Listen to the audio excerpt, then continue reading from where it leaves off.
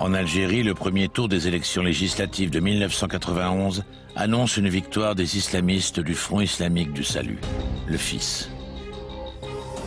L'ancienne puissance coloniale ne veut pas d'une république islamique à sa porte. Elle accorde tacitement son soutien aux généraux algériens. Entre le premier et le second tour, il y a des contacts auxquels je participe modestement entre les généraux et la France.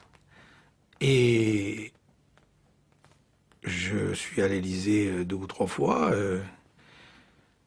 et Mitterrand donne son accord de manière sibylline mais très claire. Pas de manière formelle, mais très claire, donne son accord pour que le deuxième tour n'ait pas lieu. Les généraux algériens annulent le second tour et font leur coup d'État en janvier 1992. La France n'a pas tenté de les dissuader.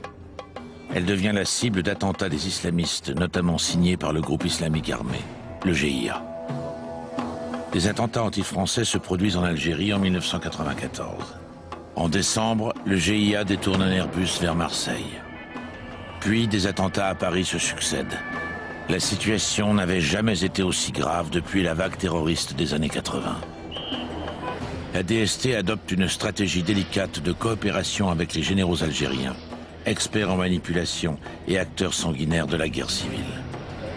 Ils sont suspectés d'avoir été mêlés à des actions anti-françaises, dont la mort tragique des moines de Tibérine. On nous a